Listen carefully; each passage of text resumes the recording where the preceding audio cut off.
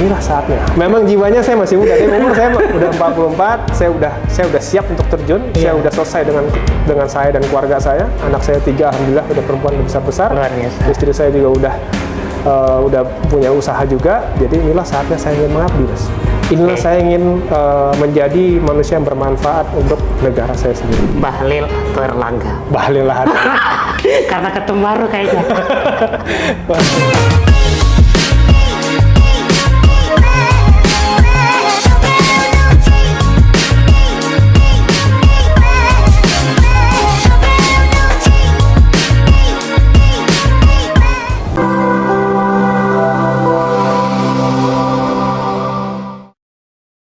Selamat datang di CPP Talk edisi janji anggota DPR. Tapi kali ini bukan hanya sekedar menagih janji anggota DPR, CPP Talk juga akan membahas sebuah perjalanan yang menginspirasi tentang bagaimana seorang pengusaha sukses, seorang profesional, kemudian memutuskan maju ke DPR RI, masuk ke dunia politik, dan membawa visi besar untuk mendorong kemajuan ekonomi lokal. Belakangan ini banyak diskusi tentang peran pengusaha yang memasuki dunia politik, membawa pengalaman, inovasi, dan manajemen mereka untuk mengatasi tantangan ekonomi. Bagaimana ini diterapkan dalam konteks lokal?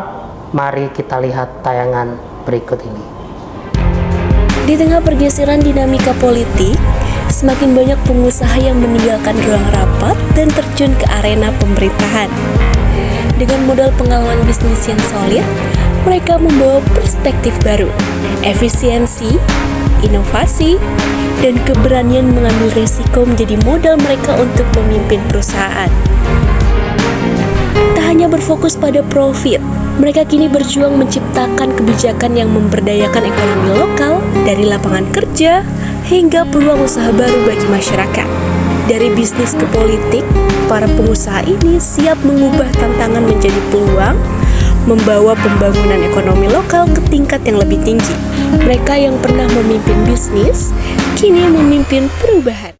Seiring dengan isu yang tadi kita bahas, saat ini ada seorang tokoh pengusaha yang berhasil di dunia bisnis dan sekarang memutuskan maju ke dunia politik dan ingin memberikan kontribusi untuk kemajuan ekonomi lokal.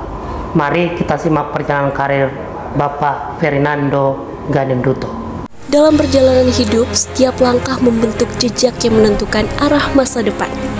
Fernando Ganinduto, seorang pengusaha sukses yang kini menapaki jalan politik, adalah contoh nyata bagaimana visi dan dedikasi dapat membangun jembatan antara dunia bisnis dan negara tercinta.